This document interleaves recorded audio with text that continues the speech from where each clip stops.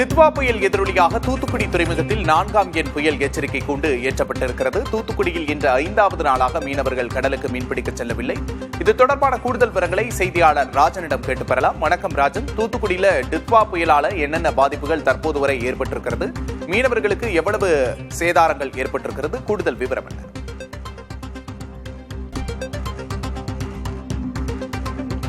அதாவது வங்கக்கடலில் ஏற்பட்டுள்ள டித்வா புயல் காரணமாக பார்த்தீங்கன்னா தூத்துக்குடியில் நேற்று இரவு முழுவதிலிருந்து தற்போது வரை மழை என்பது தற்பொழுது பெய்து கொண்டே இருக்கிறது. மிதமான மழை பெய்து கொண்டு இருக்கிறது. மேலும் ஆங்காங்கே பனிமூட்டமாக காணப்படுகிறது.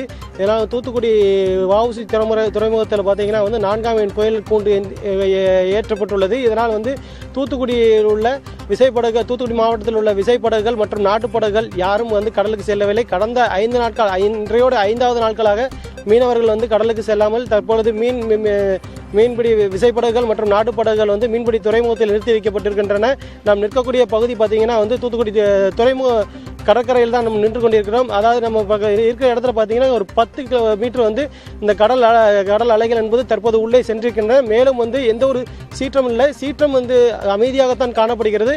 ஆனால் இங்கே இருக்கக்கூடிய மீனவர்கள் என்ன சொல்றாங்கன்னா, நம்ம ராமேஸ்வரத்தில் இந்த மாதிரி பகுதியில் அதிகமான சீற்றம் இருப்பதால் இந்த கடல் இந்த அபாயம் என்பது நமக்கு வந்துவிடுமோ என்ற ஒரு அச்சத்தில் தான் தற்போது இருந்து வருகிறார்கள்.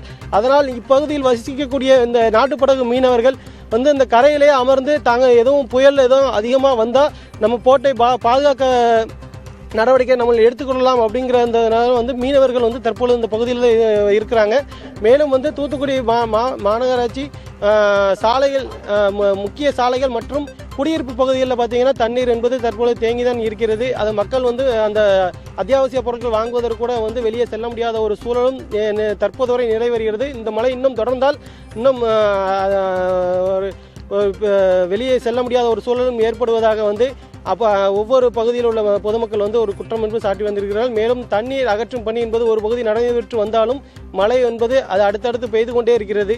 இதனால் ஒரு சிரமத்தை தான் சந்தித்து கொண்டு வந்து கொண்டிருக்கிறார். கூடுதல் விவரங்களுக்கு நன்றி ராஜன்.